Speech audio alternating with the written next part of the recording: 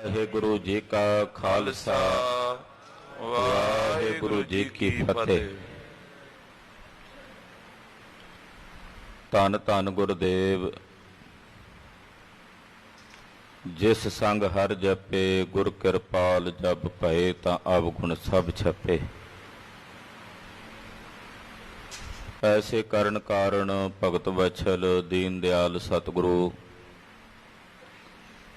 श्री गुरु ग्रंथ साहिब जी महाराज जी की पवित्र पावन हजूरी च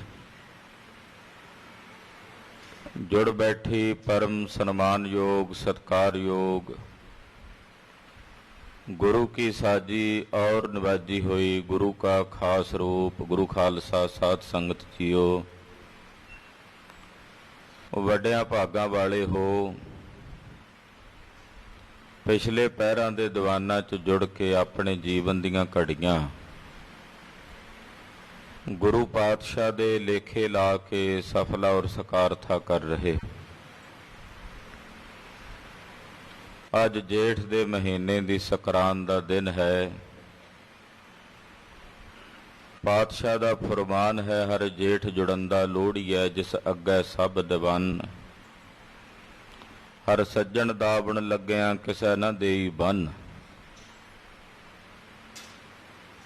जेठ दा महीना उपदेश देंदियां गुरुदेव फरमाउंदे ਉਹਦੇ ਨਾਲ जुड़ना ਚਾਹੀਦਾ है ਜਿਹਦੇ ਅੱਗੇ ਦੁਨੀਆ ਦੀਆਂ ਸਾਰੀਆਂ ਸ਼ਕਤੀਆਂ ਨਿਮਦੀਆਂ ਹਨ। ਉਹ ਹਰੀ ਸੱਜਣ ਐਸਾ ਸ਼ਰਨ ਸੂਰ ਹੈ ਜਿਹੜੇ ਉਹਦੀ ਸ਼ਰਨ 'ਚ ਪੈ ਜਾਂਦੇ ਨੇ, ਉਹਦੇ ਪੱਲੇ ਦਾ ਆਸਰਾ ਲੈ ਲੈਂਦੇ ਨੇ। ਉਹਨਾਂ ਨੂੰ ਫਿਰ ਉਹ ਬੰਨ੍ਹ ਕੇ ਕਿਸੇ ਦੂਸਰੇ ਦੇ ਹਵਾਲੇ ਨਹੀਂ ਕਰਦਾ,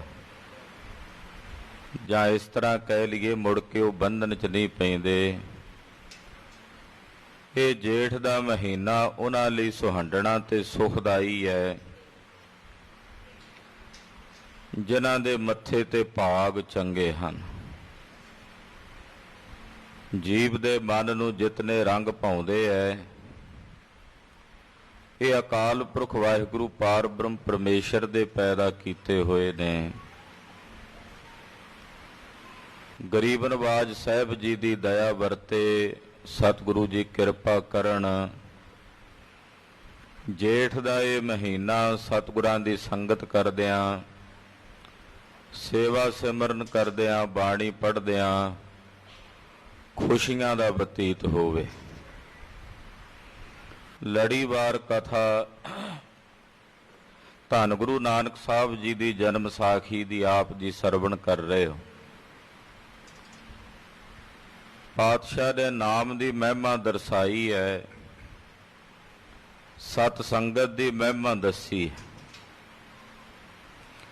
लंका तो पातशाह जी सत दीपां दी सैर ते निकले ने। चलदे पातशाह एक दीप ते आए ने जिस दीप दा नाम है पलख दीप। बड़े धर्मी लोग ने इत्थों दे, बड़ियां सुख समृद्धियां दे नाल वसदे ने, सोहणिया महल्लां च रहिंदे ने। सतगुरां नूं वेख के महाराज जी दे चरणां विच आए ने, भटावां लै के हाज़र होए ने। गुरु चरना च वंदना कीती है, नमस्कार कीती है। सतगुरु गरीब नवाज पातशाह जी महाराज जी ने पूछया दसो भाई तुहानू कोई किसी प्रकार की दुख तकलीफ होवे? सतगुरु जी दे बचन सुन के ये अपने दीप दे लोकां दे जेड़े दुख ने वो दसन लगे ने।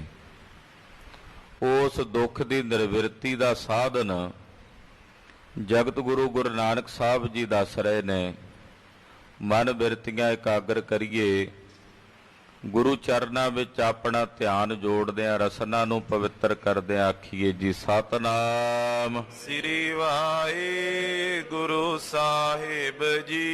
सतनाम श्री वाहिगुरु साहिब जी।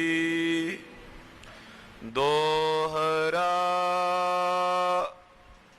नर बोले तिस दीप के है सुख सर्ब प्रकार। ਪਲਖ ਦੀਪ ਦੇ ਜਿਹੜੇ ਨਰ ਨੇ ਲੋਕ ਨੇ ਇਹ ਬੋਲੇ, ਕਹਿਣ ਲੱਗੇ ਜੀ ਸਾਡੇ ਕੋਲ ਸਰਬ ਪ੍ਰਕਾਰ ਦੇ ਸੁੱਖ ਨੇ, ਅਸੀਂ ਸਰਬ ਪ੍ਰਕਾਰ ਦੇ ਸੁੱਖਾਂ ਕਰਕੇ ਸੁਖੀ ਹਾਂ। ਤ੍ਰੈ ਦੁਖ ਹੈ ਸਭ ਹਿਨ ਬਿਕੇ, ਸੋ ਹਮ ਕਰੇ ਉਚਾਰ। ਪਰ ਸਾਨੂੰ ਸਾਰਿਆਂ ਨੂੰ ਤਿੰਨ ਦੁੱਖ ਚਿੰਬੜੇ ਹੋਏ ਨੇ, ਤ੍ਰੈ ਪ੍ਰਕਾਰ ਦੇ ਦੁੱਖ ਦੇ ਸਾਨੂੰ। ਉਦਾਂ ਸਾਨੂੰ ਸਾਰੇ ਹੀ ਸੁੱਖ ਪ੍ਰਾਪਤ ਨੇ, ਪਰ ਤ੍ਰੈ ਪ੍ਰਕਾਰ ਦੇ ਦੁੱਖ ਨੇ ਜਿਹੜੇ ਸਾਡੇ ਸਾਰਿਆਂ ਦੇ ਵਿੱਚ ਨੇ।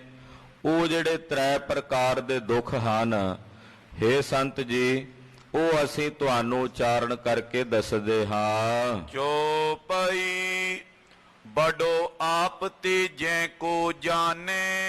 ਹੁਣ ਇਹ ਦੁੱਖ ਜਿਹੜੇ ਉਹ ਦੱਸ ਰਹੇ ਨੇ, ਸੁਣ ਕੇ ਆਪਾਂ ਆਪਣੇ ਅੰਦਰ ਝਾਤੀ ਮਾਰੀਏ ਵੀ ਸਾਨੂੰ ਵੀ ਐਣ। ਕਥਾ ਸੁਣੇ ਦਾ ਤਾਂ ਭਾਵ ਤਾਂ ਹੀ ਹੈ ਨਾ ਵੀ ਆਪਣੇ ਅੰਦਰ ਦੀਆਂ ਖਾਮੀਆਂ ਵੀ ਵੇਖੀਏ। ਕੇਵਲ ਕੰਨਾਂ ਦਾ ਰਸ ਤਾਂ ਨਹੀਂ ਹੈ ਕਥਾ, ਇਹ ਸਾਡੀ ਆਤਮਾ ਦਾ ਸੋਧ ਸੁਧਈਆ ਹੈ, ਸਾਡੇ ਅੰਤਸ਼ਕਰਣ ਦੀ ਸ਼ੁੱਧੀ ਦਾ ਤਰੀਕਾ ਹੈ, ਪ੍ਰਕਾਰ ਹੈ। ਇਹਨਾਂ ਨੇ ਆਪਣੇ ਤ੍ਰੈ ਦੁੱਖ ਦੱਸੇ ਨੇ, ਸੁਣੀਏ ਵੀ ਕਿਤੇ ਸਾਡੇ ਅੰਦਰ ਵੀ ਤਾਂ ਨਹੀਂ ਹੈਣ। ਜੇ ਹੈਣ ਤੇ ਫਿਰ ਗੁਰੂ ਨਾਨਕ ਸਾਹਿਬ ਦੇ ਬਚਨ ਜਿਹੜੇ ਉਹਨਾਂ ਵਾਸਤੇ ਨੇ, ਉਹ ਫਿਰ ਸਾਡੇ ਵਾਸਤੇ ਵੀ ਹਨ। ਕਹਿਣ ਲੱਗੇ ਜੀ ਤ੍ਰੈ ਪ੍ਰਕਾਰ ਦੇ ਦੁੱਖ ਨੇ, ਉਹਨਾਂ ਵਿੱਚੋਂ ਪਹਿਲਾ ਇਹ ਹੈ ਕਿ ਜਦੋਂ ਅਸੀਂ ਕਿਸੇ ਨੂੰ ਆਪਣੇ ਤੋਂ ਵੱਡਾ ਹੋਇਆ ਜਾਣਦੇ ਹਾਂ, ਵੀ ਕੋਈ ਸਾਡੇ ਤੋਂ ਵੱਡਾ ਹੋ ਗਿਆ, ਯਾਨੀ ਕਿ ਕਿਸੇ ਕੋਲ ਧਨ ਵੱਧ ਹੈ, ਕਿਸੇ ਦੀ ਸੋਭਾ ਵੱਧ ਹੈ, ਜਦੋਂ ਕਿਸੇ ਨੂੰ ਅਸੀਂ ਆਪਣੇ ਆਪ ਤੋਂ ਵੱਡਾ ਜਾਣਦੇ ਹਾਂ, ਤੈ ਸੋ ਮਨ ਮੈਂ ਮਤਸਰ ਠਾਨੀ। ਉਹਨੂੰ ਵੇਖ ਕੇ ਸਾਡੇ ਮਨ ਵਿੱਚ ਈਰਖਾ ਪੈਦਾ ਹੁੰਦੀ ਵੀ ਇਹ ਸਾਡੇ ਤੋਂ ਵੱਡਾ ਕਿਵੇਂ ਹੋ ਗਿਆ। ਕਹਿੰਦੇ ਜੀ ਇੱਕ ਦੁੱਖ ਤਾਂ ਆ ਹੈ ਸਾਨੂੰ, ਔਰ ਇਹ ਦੁੱਖ ਸੰਸਾਰ ਦੇ 99% ਲੋਕਾਂ ਨੂੰ ਚੰਬੜਿਆ ਹੋਇਆ। ਅਕਸਰ ਮੈਂ ਬੇਨਤੀ ਕਰਦਾ ਹੁੰਨਾ, ਬੰਦਾ ਇਸ ਕਰਕੇ ਦੁਖੀ ਨਹੀਂ ਕਿ ਮੈਨੂੰ ਰੋਟੀ ਨਹੀਂ ਮਿਲਦੀ, ਇਸ ਕਰਕੇ ਦੁਖੀ ਆ ਵੀ ਦੂਜੇ ਨੂੰ ਕਿਉਂ ਮਿਲ ਰਹੀ ਹੈ। ਦੂਸਰੇ ਦੀ ਸਮਿਰਧੀ, ਦੂਸਰੇ ਦੀ ਵਡਿਆਈ, ਦੂਸਰੇ ਦਾ ਵੱਡਾਪਨ ਵੇਖ ਕੇ ਮਨ 'ਚ ਈਰਖਾ ਤੇ ਦਵੈਸ਼ ਨਾਲ ਕ੍ਰਿਜਣਾ ਇਹ ਕਲਯੁਗੀ ਜੀਵਾਂ ਦਾ ਸੁਭਾਅ ਬਣਿਆ ਹੋਇਆ। ਕਹਿਣ ਲੱਗੇ ਜੀ ਸਾਨੂੰ ਆਹ ਵੱਡਾ ਦੁੱਖ ਹੈ, ਜਦੋਂ ਅਸੀਂ ਆਪਣੇ ਤੋਂ ਕਿਸੇ ਨੂੰ ਵੱਡਾ ਜਾਣਦੇ ਹਾਂ ਤਾਂ ਵੇਖ ਕੇ ਸਾਡੇ ਮਨ ਦੇ ਵਿੱਚ ਉਹਦੇ ਪ੍ਰਤੀ ਮਤਸਰ ਈਰਖਾ ਪੈਦਾ ਹੁੰਦੀ ਹੈ। ਲਘੂ ਕੋ ਦੇਖ ਗਰਭ ਉਰ ਤਰਈ। ਔਰ ਦੂਜਾ ਦੁੱਖ ਇਹ ਹੈ ਕਿ ਜਦੋਂ ਕੋਈ ਸਾਡੇ ਤੋਂ ਛੋਟਾ ਹੁੰਦਾ ਹੈ, ਉਹਨੂੰ ਵੇਖ ਕੇ ਅਸੀਂ ਹੰਕਾਰ ਵਿੱਚ ਆਉਂਦੇ ਆ ਵੀ ਮੈਂ ਇਹਦੇ ਤੋਂ ਵੱਡਾ। ਪਹਿਲਾ ਦੁੱਖ ਇਹ ਹੈ ਕਿ ਆਪਣੇ ਤੋਂ ਵੱਡੇ ਨੂੰ ਵੇਖ ਕੇ ਉਹਦੀ ਨਾਲ ਈਰਖਾ ਹੋਣੀ। ਦੂਜਾ ਦੁੱਖ ਇਹ ਹੈ ਵੀ ਜਦੋਂ ਕੋਈ ਆਪਣੇ ਤੋਂ ਛੋਟਾ ਦਿਸੇ ਵੀ ਇਹਦੇ ਕੋਲ ਮੇਰੇ ਨਾਲੋਂ ਧਨ ਥੋੜਾ ਹੈ, ਇਹਦੀ ਵਡਿਆਈ ਮੇਰੇ ਤੋਂ ਥੋੜੀ ਹੈ, ਇਹਦਾ ਪ੍ਰਤਾਪ ਮੇਰੇ ਤੋਂ ਘੱਟ ਹੈ, ਕਹਿੰਦੇ ਉਦੋਂ ਉਹਦੇ ਪ੍ਰਤੀ ਵੇਖ ਕੇ ਮਨ 'ਚ ਹੰਕਾਰ ਆਉਂਦਾ, ਗਰਭ ਆਉਂਦਾ ਹੈ। ਜੋ ਸਮ ਹੋਏ ਸਪਰਦਾ ਕਰਈ। ਔਰ ਤੀਜਾ ਦੁੱਖ ਸਾਨੂੰ ਇਹ ਹੈ ਵੀ ਜਿਹੜਾ ਸਾਡੇ ਬਰਾਬਰ ਦਾ ਹੁੰਦਾ ਉਹਦੇ ਨਾਲ ਅਸੀਂ ਝਗੜਾ ਕਰਦੇ ਹਾਂ, ਉਹਦੇ ਨਾਲ ਸਪਰਦਾ ਕਹਿੰਦੇ ਨੇ ਲੜਾਈ ਨੂੰ। ਕਹਿੰਦੇ ਜੀ ਤੀਜਾ ਦੁੱਖ ਸਾਡੇ ਦੀਪ ਦੇ ਲੋਕਾਂ ਨੂੰ ਇਹ ਹੈ ਕਿ ਅਸੀਂ ਜਿਹੜਾ ਸਾਡੇ ਬਰਾਬਰ ਦਾ ਹੁੰਦਾ ਹੈ ਉਹਦੇ ਨਾਲ ਅਸੀਂ ਲੜਦੇ ਹਾਂ, ਉਹਦੇ ਨਾਲ ਝਗੜਦੇ ਹਾਂ। ਤਿੰਨ ਦੁੱਖ ਹੋ ਗਏ ਨਾ। ਜਿਹੜਾ ਵੱਡਾ ਹੈ ਉਹਦੇ ਨਾਲ ਈਰਖਾ, ਜਿਹੜਾ ਛੋਟਾ ਉਹਨੂੰ ਵੇਖ ਕੇ ਹੰਕਾਰ, ਜਿਹੜਾ ਬਰਾਬਰ ਦਾ ਉਹਦੇ ਨਾਲ ਝਗੜਾ। ਏਦਾਂ ਮਹਾਰਾਜ ਜੀ ਇਹ ਜਿਹੜੇ ਤਿੰਨ ਦੁੱਖ ਹਨ, ਇਨ ਦੁੱਖ ਤੇ ਨਰ ਦੁਖਵੰਤੇ। ਇਹਨਾਂ ਤਿੰਨ ਦੁੱਖਾਂ ਤੋਂ, ਤ੍ਰੈ ਦੁੱਖਾਂ ਤੋਂ ਸਾਡੇ ਜਿੰਨੇ ਨਰ ਨੇ ਇਸ ਪਲਖ ਦੀਪ ਦੇ ਜਿਤਨੇ ਵਸਿੰਦੇ ਨੇ, ਇਹ ਸਾਰੇ ਇਸ ਦੁੱਖ ਕਰਕੇ ਦੁਖੀ ਹਨ। ਔਰ ਸਰਬ ਸੁਖ ਸੁਨੋ ਬਿਰਤੰਤੇ। ਔਰ ਮਹਾਰਾਜ ਜੀ ਸਾਰੇ ਸੁੱਖ ਨੇ ਸਾਡੇ ਕੋਲ, ਕਿਸੇ ਤਰ੍ਹਾਂ ਦੀ ਕੋਈ ਕਮੀ ਨਹੀਂ। ਸਰਬ ਪ੍ਰਕਾਰ ਦੀਆਂ ਸਹੂਲਤਾਂ ਭੋਗ ਪਦਾਰਥ ਸਾਡੇ ਕੋਲ ਮੌਜੂਦ ਨੇ। ਬਸ ਇਹੀ ਤਿੰਨ ਦੁੱਖ ਨੇ ਜਿਹੜੇ ਸਾਨੂੰ ਚੰਬੜੇ ਹੋਏ ਹਨ। ਸੁਨ ਕਰ ਬੋਲੀ ਕਿਰਪਾ ਨਿਦਾਨਾ। ਜਦੋਂ ਇਹਨਾਂ ਪਲਖ ਦੀਪ ਦਿਆਂ ਵਸਿੰਦਿਆਂ ਨੇ ਸਤਿਗੁਰੂ ਜੀ ਨੂੰ ਆਪਣੀ ਇਹ ਸਮੱਸਿਆ ਦੱਸੀ, ਆਪਣੇ ਦੁੱਖ ਦੱਸੇ, ਸੁਣ ਕੇ ਕਿਰਪਾ ਦੇ ਖਜ਼ਾਨੇ ਧੰਨ ਗੁਰੂ ਨਾਨਕ ਦੇਵ ਸਾਹਿਬ ਸੱਚੇ ਪਾਤਸ਼ਾਹ ਜੀ ਮਹਾਰਾਜ ਜੀ ਬੋਲੇ, ਬਚਨ ਹਮਾਰੇ ਕਰੋ ਪ੍ਰਮਾਨਾ। ਗੁਰੂ ਪਾਤਸ਼ਾਹ ਜੀ ਬੋਲੇ, ਕਹਿਣ ਲੱਗੇ ਭਾਈ ਜਿਹੜੇ ਬਚਨ ਅਸੀਂ ਤੁਹਾਨੂੰ ਕਹਿਣ ਲੱਗੇ ਆ ਇਹਨਾਂ ਨੂੰ ਚੰਗੀ ਤਰ੍ਹਾਂ ਮੰਨਣਾ ਕਰੋ। ਪ੍ਰਮਾਨਾ ਦਾ ਮਤਲਬ ਹੈ ਕਿ ਬਚਨ ਜਿਹੜੇ ਕਹਾਂਗੇ ਇਹਨਾਂ ਨੂੰ ਮੰਨੋ। ਗੁਰੂ ਖਾਲਸਾ ਜੀ ਮੰਨਣ ਤੇ ਹੀ ਗੱਲ ਸਮਾਪਤ ਨਹੀਂ ਹੋ ਜਾਂਦੀ, ਮੰਨਣ ਤੋਂ ਬਾਅਦ ਫਿਰ ਉਹਦੀ ਕਮਾਈ ਤੇ ਨਿਧਿਆਸਣ ਵੀ ਕਰਨਾ ਪੈਂਦਾ ਹੈ। ਸੁਣਨਾ, ਮੰਨਣਾ ਤੇ ਫਿਰ ਕਮਾਉਣਾ। ਅਸੀਂ ਮੰਨੀ ਵੀ ਜਾਂਦੇ ਆ ਪਰ ਕਰਦੇ ਨਹੀਂ। ਸੁਬਾਹ ਵੀ ਅੰਮ੍ਰਿਤ ਵੇਲੇ ਕਥਾ 'ਚ ਬਚਨ ਸੁਣਾਇਆ ਸੀ। ਇੱਕ ਸਾਧ ਦਾ ਚੇਲਾ ਸੀ। ਸਾਧ ਨੇ ਆਖਿਆ ਚੇਲੇ ਨੂੰ ਵੀ ਜਾ ਪਾਣੀ ਭਰ ਕੇ ਲੈ ਆ, ਮੈਂ ਇਸ਼ਨਾਨ ਕਰਨਾ। ਉਹ ਬੈਠਾ ਕਹਿੰਦਾ ਜੀ ਹੁਣੇ ਜਾਣਾ ਜੀ, ਲਿਆਉਣਾ। ਉੱਠਿਆ ਨਹੀਂ। ਉਹਨੇ ਆਖਿਆ ਵੀ ਤੂੰ ਜਾਂਦਾ ਨਹੀਂ ਪਾਣੀ ਲੈਣ। ਕਹਿਣ ਲੱਗਾ ਜੀ ਮੈਂ ਇਸ ਕਰਕੇ ਨਹੀਂ ਜਾਂਦਾ ਵੀ ਮੈਂ ਜਾਣਨਾ ਚਾਹੁੰਦਾ ਵੀ ਪਾਣੀ ਖੂਹ ਵਿੱਚੋਂ ਭਰ ਕੇ ਲਿਆਵਾਂ ਕਿ ਨਦੀ ਚੋਂ ਲਿਆਵਾਂ ਭਰ ਕੇ। ਉਹ ਕਹਿਣ ਲੱਗਾ ਵੀ ਪਾਣੀ ਇਸ਼ਨਾਨ ਵਾਲਾ ਚਾਹੀਦਾ, ਭਾਵੇਂ ਖੂਹ ਤੋਂ ਲਿਆ ਤੇ ਭਾਵੇਂ ਨਹਿਰ ਤੋਂ ਭਰ ਕੇ ਲਿਆਇਆ, ਵੀ ਇਸ਼ਨਾਨ ਕਰਨ ਯੋਗੇ ਪਾਣੀ ਹੋਵੇ, ਸਾਫ਼ ਹੋਵੇ। ਕਹਿੰਦਾ ਜੀ ਮੈਂ ਹੁਣੇ ਜਾਣਾ। ਫਿਰ ਬੈਠਾ ਰਿਹਾ, ਨਹੀਂ ਉੱਠਿਆ। ਉਹਨੇ ਆਖਿਆ ਵੀ ਜਾਂਦਾ ਨਹੀਂ। ਕਹਿੰਦਾ ਮੈਂ ਪੁੱਛਦਾ ਚਾਹਨਾ ਵੀ ਪਾਣੀ ਘੜੇ ਵਿੱਚ ਲੈ ਕੇ ਆਵਾਂ ਕਿ ਬਾਲਟੀ ਵਿੱਚ ਭਰ ਕੇ ਲਿਆਵਾਂ। ਉਹ ਕਹਿੰਦਾ ਵੀ ਪਾਣੀ ਲਿਆਉਣਾ, ਭਾਵੇਂ ਬਾਲਟੀ 'ਚ ਲਿਆ ਤੇ ਭਾਵੇਂ ਘੜੇ 'ਚ ਲਿਆ, ਪਾਣੀ ਚਾਹੀਦਾ। ਕਹਿੰਦਾ ਜੀ ਠੀਕ ਹੈ ਜੀ ਮੈਂ ਜਾਣਾ। ਫਿਰ ਬੈਠਾ ਰਿਹਾ, ਨਾ ਉੱਠਿਆ। ਸਾਧੂ ਨੇ ਫਿਰ ਆਖਿਆ ਉਹ ਤੂੰ ਜਾਂਦਾ ਨਹੀਂ। ਕਹਿੰਦਾ ਜੀ ਮੈਂ ਸੋਚਦਾ ਵੀ ਪਾਣੀ ਗਰਮ ਕਰਕੇ ਲਿਆਵਾਂ ਕਿ ਠੰਡਾ ਕਰਕੇ ਲਿਆਵਾਂ। ਉਹ ਕਹਿੰਦਾ ਵੀ ਭਾਈ ਤੂੰ ਬੈਠਾ ਰਹਿ, ਮੈਂ ਆਪ ਹੀ ਉੱਠ ਕੇ ਟੁਰ ਜਾਣਾ। ਚੇਲਾ ਕਹਿੰਦਾ ਮੈਂ ਵੀ ਤਾਂ ਇਹੀ ਚਾਹੁੰਦਾ, ਕਦੋਂ ਦਾ ਜਵਾਬ ਤਦੇ ਹੀ ਦੇਈ ਜਾਣਾ ਵੀ ਆਪ ਹੀ ਜਾਓ, ਉੱਠ ਕੇ ਜਾ ਕੇ ਇਸ਼ਨਾਨ ਪਾਣੀ ਕਰੋ। ਕਹਿਣਾ ਵੀ ਨਹੀਂ, ਮੋੜਨਾ ਤੇ ਮੰਨਣਾ ਵੀ ਨਹੀਂ, ਇਹ ਸਾਡੀ ਪ੍ਰਵਿਰਤੀ ਹੈ। ਉਦਾਂ ਕਹੀ ਜਾਣਾ ਹਾਂ ਜੀ ਮਹਾਰਾਜ ਕਰਾਂਗੇ ਕਰਾਂਗੇ ਕਰਾਂਗੇ, ਪਰ ਕਰਨਾ ਨਹੀਂ। ਮੰਨਣਾ ਵੀ ਹੈ ਪਰ ਕਰਨਾ ਨਹੀਂ, ਤੇ ਕਹਿਣਾ ਵੀ ਨਹੀਂ, ਮੋੜਨਾ, ਉਸ ਚੇਲੇ ਵਾਂਗੂ। ਖਾਲਸਾ ਜੀ ਮੰਨਣ ਤੋਂ ਬਾਅਦ ਫਿਰ ਕਮਾਈ ਕਰਨੀ ਆ, ਉਹਦਾ ਨਿਧਿਆਸਣ ਕਰਨਾ। ਗੁਰੂ ਬਾਬਾ ਜੀ ਉਹਨਾਂ ਪਲਖ ਦੀਪ ਦੇ ਵਸਿੰਦਿਆਂ ਨੂੰ ਕਹਿੰਦੇ ਜਿਹੜੇ ਅਸੀਂ ਬਚਨ ਕਹਿਣ ਲੱਗੇ ਆ ਨਾ ਤੁਹਾਨੂੰ, ਇਹ ਸੁਣ ਕੇ ਮੰਨਣੇ ਆ, ਮੰਨ ਕੇ ਇਹਨਾਂ ਦੀ ਕਮਾਈ ਕਰਨੀ ਹੈ। ਇਹ ਤੀਨੋਂ ਦੁੱਖ ਜਾਏ ਭਲਾਈ। ਜਦੋਂ ਸਾਡੇ ਬਚਨਾਂ ਦਾ ਮਨਨ ਕਰੋਗੇ ਤਾਂ ਤੁਹਾਡੇ ਜਿਹੜੇ ਆ ਤਿੰਨ ਦੁੱਖ ਤੁਸਾਂ ਨੇ ਦੱਸੇ ਨੇ, ਇਹ ਤਿੰਨੇ ਦੁੱਖਾਂ ਦੀ ਨਿਵਰਤੀ ਹੋ ਜਾਏਗੀ। ਸਦਾ ਆਨੰਦ ਰਹੇ ਤੁਮ ਤਾਈ। ਔਰ ਤੁਹਾਡੇ ਅੰਦਰ ਸਦਾ ਲਈ ਆਨੰਦ ਬਣ ਜਾਏਗਾ, ਸਦਾ ਲਈ ਖੇੜਾ ਤੇ ਵਿਗਾਸ ਬਣ ਜਾਏਗਾ।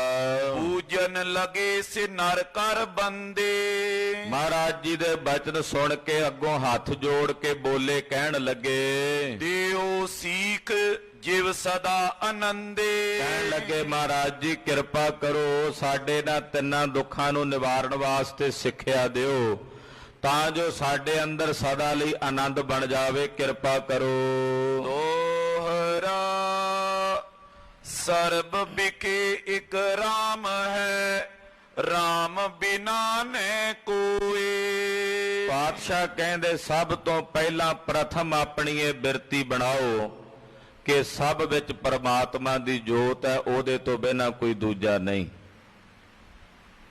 ਸਭੈ ਘਟ ਰਾਮ ਬੋਲੇ, ਰਾਮਾ ਬੋਲੇ, ਰਾਮ ਬਿਨਾ ਕੋ ਬੋਲੇ ਰੇ। ਘਟ ਘਟ ਮੈਂ ਹਰ ਜੂ ਬਸੈ, ਸੰਤਨ ਕਹਿਓ ਪੁਕਾਰ। ਪਾਤਸ਼ਾਹ ਕਹਿੰਦੇ ਪਹਿਲਾਂ ਇਹ ਆਪਣੇ ਹਿਰਦੇ 'ਚ ਜਾਣ ਲਓ ਕਿ ਉਹ ਪਾਰ ਬ੍ਰਹਮ ਪਰਮੇਸ਼ਰ ਅਕਾਲ ਪੁਰਖ ਦੀ ਜੋਤ ਸਰਬ ਜੀਵਾਂ ਵਿੱਚ ਵਿਆਪਕ ਹੈ। ਉਹ ਸਾਰਿਆਂ ਵਿੱਚ ਵਸਦਾ, ਸਾਰਿਆਂ 'ਚ ਰਹਿੰਦਾ ਹੈ, ਉਹਦੇ ਤੋਂ ਬਿਨਾਂ ਕੋਈ ਦੂਜਾ ਨਹੀਂ। ਜਬ ਉਰ ਮੈਂ ਲਖੋ ਦ્વੈਤ ਨ ਕਬੋ ਹੋਏ। ਜਦੋਂ ਤੁਸੀਂ ਇਸ ਤਰ੍ਹਾਂ ਆਪਣੇ ਮਨ 'ਚ ਜਾਣੋਗੇ ਨਾ ਕਿ ਪਰਮੇਸ਼ਰ ਹੀ ਸਾਰਿਆਂ ਵਿੱਚ ਵਸਦਾ ਹੈ, ਤੇ ਫਿਰ ਤੁਹਾਡੇ ਮਨ ਵਿੱਚ ਕਿਸੇ ਪ੍ਰਤੀ ਦ્વੈਸ਼ ਨਹੀਂ ਹੋਵੇਗੀ।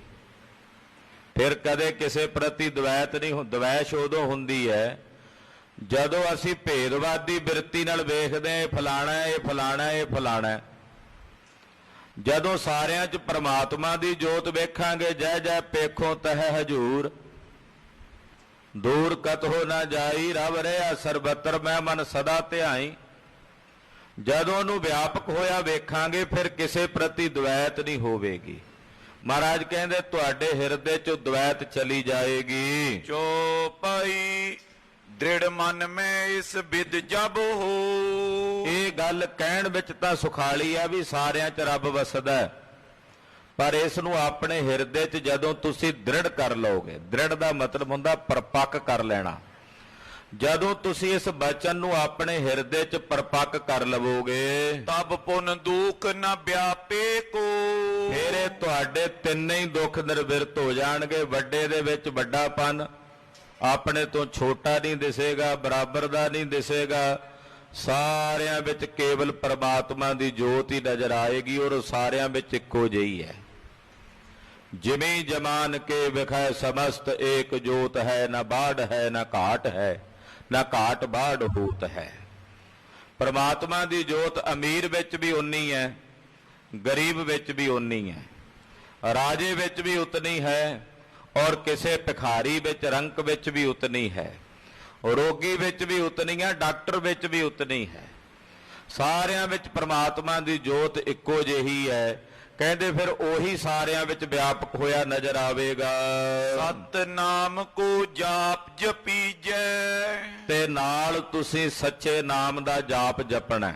ਇੱਕ ਤਾਂ ਇਹ ਬਿਰਤੀ ਰੱਖਣੀ ਹੈ ਕਿ ਸਭ ਵਿੱਚ ਪਰਮੇਸ਼ਰ ਦੀ ਜੋਤ ਹੈ, ਸਭ ਗੋਬਿੰਦ ਹੈ, ਸਭ ਗੋਬਿੰਦ ਹੈ, ਗੋਬਿੰਦ ਬਿਨ ਨਹੀਂ ਕੋਈ।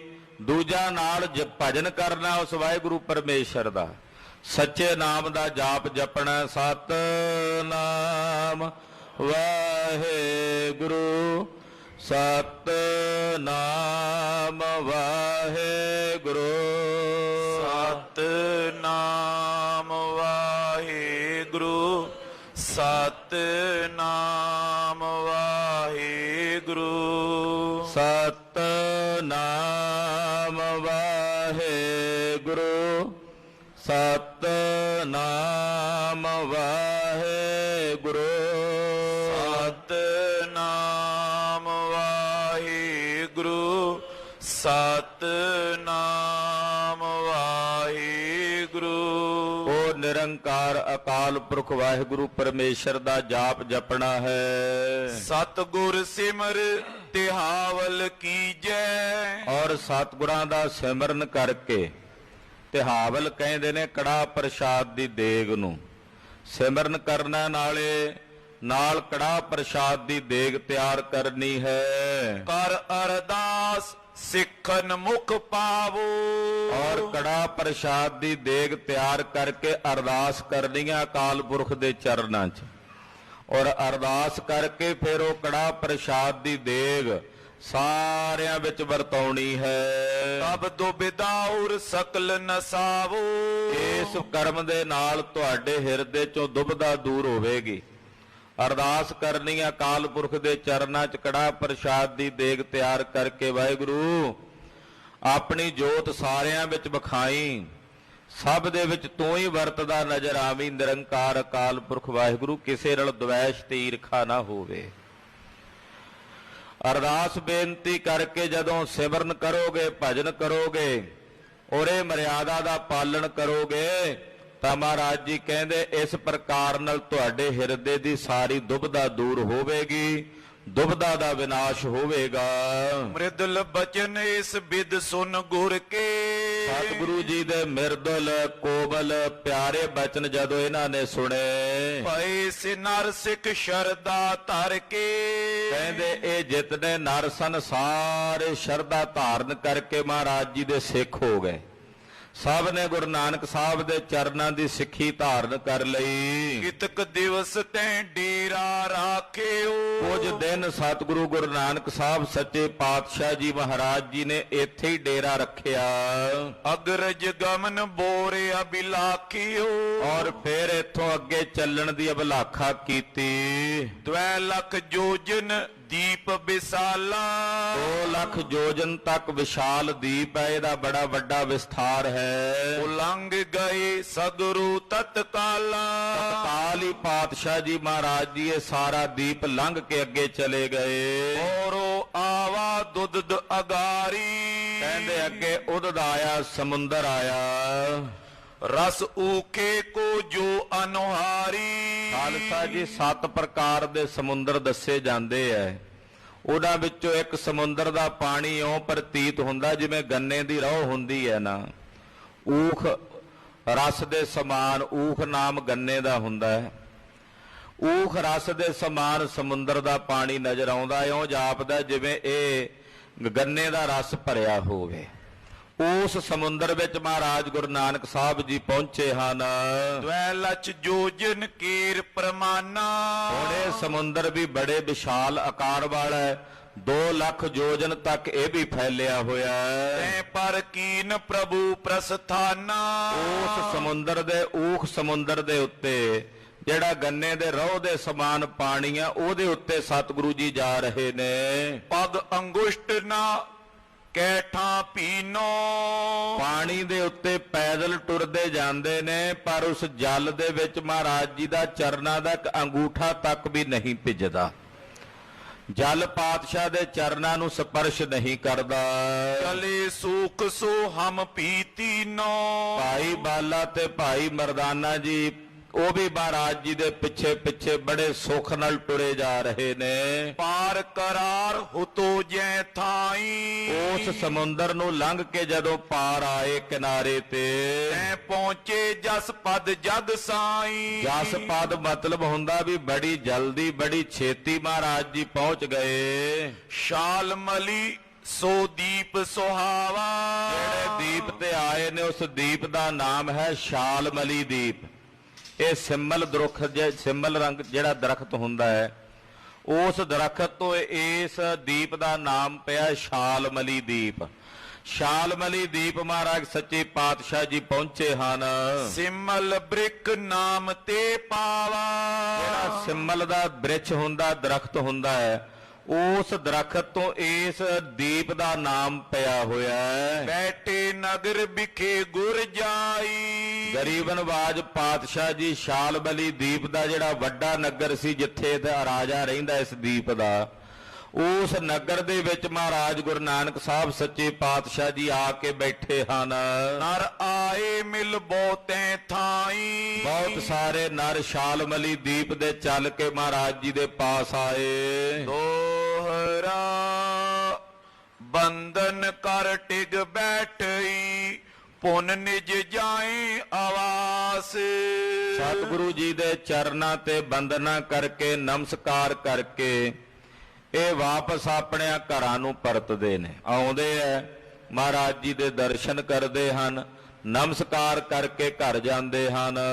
ਆਨ ਦੀਪ ਕੋ ਸੰਤ ਹੈ ਸੁਧ ਹੋਈ ਨ੍ਰਿਪ ਪਾਸ। ਸ਼ਾਲਮਲੀ ਦੀਪ ਦਾ ਜਿਹੜਾ ਰਾਜਾ ਹੈ, ਉਹਦੇ ਕੋਲ ਖਬਰ ਪਹੁੰਚੀ ਕਿ ਸਾਡੇ ਦੀਪ ਉੱਤੇ ਕਿਸੇ ਹੋਰ ਦੀਪ ਤੋਂ ਆਏ ਮਹਾਤਮਾ ਪਹੁੰਚੇ ਨੇ। ਕੋਈ ਸੰਤ ਆਏ ਨੇ ਜਿਹੜੇ ਸਾਡੇ ਦੀਪ ਦੇ ਵਸਿੰਦੇ ਨਹੀਂ, ਕਿਸੇ ਦੂਸਰੇ ਦੀਪ ਤੋਂ ਚੱਲ ਕੇ ਆਏ ਹਨ। ਚੋਪਈ ਉੱਤਮ ਬਹੁਤੇ ਉਪਾਇਨ ਲਿਆਇਓ। ਰਾਜਾ ਧਰਮੀ ਸੀ, ਬਹੁਤ ਸਾਰੀਆਂ ਸੁੰਦਰ ਭੇਟਾਵਾਂ ਲੈ ਕੇ ਉੱਤਮ ਵਸਤੂਆਂ ਲੈ ਕੇ ਸਤਿਗੁਰੂ ਗੁਰੂ ਨਾਨਕ ਦੇਵ ਸਾਹਿਬ ਜੀ ਮਹਾਰਾਜ ਜੀ ਨੂੰ ਮਿਲਣ ਆਇਆ। ਆਏ ਗੁਰੂ ਪਗ ਸੀਸ ਨਿਵਾਇਓ। ਆ ਕੇ ਸਤਿਗੁਰਾਂ ਦੇ ਚਰਨਾਂ ਤੇ ਭੇਟਾ ਅਰਪਣ ਕਰਕੇ ਬੜੇ ਅਦਬ ਸਤਕਾਰ ਨਾਲ ਨਮਸਕਾਰ ਕੀਤੀ, ਸੀਸ ਝੁਕਾਇਆ। ਬੈਠਿਓ ਜਬ ਪ੍ਰਭ ਬਚਨ ਬਖਾਨਾ। ਜਦੋਂ ਸਤਿਗੁਰੂ ਜੀ ਦੇ ਚਰਨਾਂ 'ਚ ਬੈਠ ਗਏ ਤੇ ਬੈਠ ਕੇ ਬਚਨ ਕੀਤਾ, ਲੈ ਜਾਵੋ ਇਹ ਭੇਟ ਰਜਾਨਾ। ਕਹਿਣ ਲੱਗੇ ਮਹਾਰਾਜ ਸੱਚੇ ਪਾਤਸ਼ਾਹ ਨੇ ਜਦੋਂ ਭੇਟਾਂ ਵੇਖੀਆਂ ਨਾ ਇਹਦੇ ਵੱਲੋਂ ਲਿਆਂਦੀਆਂ ਹੋਈਆਂ, ਤਾਂ ਮਹਾਰਾਜ ਗਰੀਬ ਨਵਾਜ ਪਾਤਸ਼ਾਹ ਕਹਿੰਦੇ, ਹੇ ਰਾਜਾ, ਆਹ ਭੇਟਾਵਾਂ ਜਿਹੜੀਆਂ ਤੂੰ ਲਿਆਇਆ ਸਾਡੇ ਕਿਸੇ ਕੰਮ ਦੀਆਂ ਨਹੀਂ, ਜਾ ਇਹ ਵਾਪਸ ਲੈ ਜਾ। ਕਿਉਂਕਿ ਕਈ ਤਰ੍ਹਾਂ ਦੇ ਪਦਾਰਥ ਲਿਆਇਆ ਸੀ ਸਤਿਗੁਰਾਂ ਦੇ ਚਰਨਾਂ 'ਚ। ਮਹਾਰਾਜ ਜੀ ਕਹਿੰਦੇ, ਰਾਜਾ ਇਹ ਭੇਟਾਵਾਂ ਲੈ ਜਾ। ਕਛ ਨਾ ਹਮਾਰੇ ਆਵੇਂ ਕਾਜੂ। ਇਹ ਜਿਹੜੀ ਵੀ ਭੇਟਾ ਤੈਂ ਲੈ ਕੇ ਆਇਆ, ਇਹਦੇ ਵਿੱਚੋਂ ਕੋਈ ਭੇਟਾ ਵੀ ਸਾਡੇ ਕੰਮ ਨਹੀਂ ਜੇ ਆਉਣੀ, ਸਾਡੇ ਕਿਸੇ ਕੰਮ ਦੀਆਂ ਨਹੀਂ ਤੇਰੀਆਂ ਇਹ ਭੇਟਾਵਾਂ। ਆ ਰੁਪਈਏ ਪੈਸੇ ਲਿਆ ਕੇ ਰੱਖੇ ਨੇ ਤੈਂ, ਇਹ ਸਾਡੇ ਕਿਸੇ ਕੰਮ ਦੇ ਨਹੀਂ। ਨਾਮ ਨ ਜਪੋ ਜਨਮ ਕੋ ਲਾਜੂ। ਤੂੰ ਨਾਮ ਨਹੀਂ ਜਪਦਾ ਪਰਮੇਸ਼ਰ ਦਾ। ਜਿਹੜੇ ਨਾਮ ਨਹੀਂ ਜਪਦੇ ਰਾਜਾ, ਉਹਨਾਂ ਦੇ ਜਨਮ ਨੂੰ ਲਾਜ ਲੱਗਦੀ ਹੈ। ਵੀ ਮਨੁੱਖ ਕਹਾਉਣ ਤੇ ਉਹਨਾਂ ਨੂੰ ਸ਼ਰਮ ਆਉਣੀ ਚਾਹੀਦੀ ਹੈ। ਵੀ ਮਨੁੱਖ ਕਹਾ ਕੇ ਜੇ ਨਾਮ ਨਹੀਂ ਜਪਦੇ ਤੇ ਫਿਰ ਉਹਨਾਂ ਨੂੰ ਮਨੁੱਖ ਕਹਾਣ ਵਿੱਚ ਲਾਜ ਆਉਣੀ ਚਾਹੀਦੀ ਹੈ। ਹਾਥ ਜੋੜ ਕਰ ਭੂਪੇ ਉਚਾਰੇ। ਸਤਿਗੁਰੂ ਜੀ ਦੇ ਬਚਨ ਸੁਣ ਕੇ ਰਾਜੇ ਨੇ ਹੱਥ ਜੋੜੇ ਤੇ ਬੋਲਿਆ, ਨਿਜ ਉਪਦੇਸ਼ ਦਿਓ ਹਮ ਤਾਰੇ। ਕਹਿਣ ਲੱਗਾ, ਮਹਾਰਾਜ ਕਿਰਪਾ ਕਰੋ, ਸਾਨੂੰ ਆਪਣਾ ਉਪਦੇਸ਼ ਦਿਓ। ਤੁਹਾਡਾ ਉਪਦੇਸ਼ ਤੁਸੀਂ ਜੋ ਦੇਵੋਗੇ ਅਸੀਂ ਸੁਣ ਕੇ ਉਹਨੂੰ ਆਪਣੇ ਹਿਰਦੇ ਵਿੱਚ ਧਾਰਨ ਕਰਾਂਗੇ। ਤੁਮੋ ਸੰਤ ਪਰਮੇਸ਼ਰ ਰੂਪਾ। ਮਹਾਰਾਜ ਜੀ ਤੁਸੀਂ ਹੋ ਸੰਤ, ਤੁਸੀਂ ਪਰਮੇਸ਼ਵਰ ਰੂਪ ਹੋ। ਮੈਨੂੰ ਇਉਂ ਪ੍ਰਤੀਤ ਹੁੰਦਾ ਕਿ ਆਪ ਹੀ ਪਰਮੇਸ਼ਵਰ ਹੋ। ਵੈਸੇ ਸੰਤ ਤੇ ਪਰਮੇਸ਼ਰ ਵਿੱਚ ਵੀ ਕੋਈ ਭੇਦ ਨਹੀਂ ਹੁੰਦਾ। ਸਭ ਤੇ ਮਹਿਮਾ ਅਦਿਕੀ ਅਨੂਪਾ।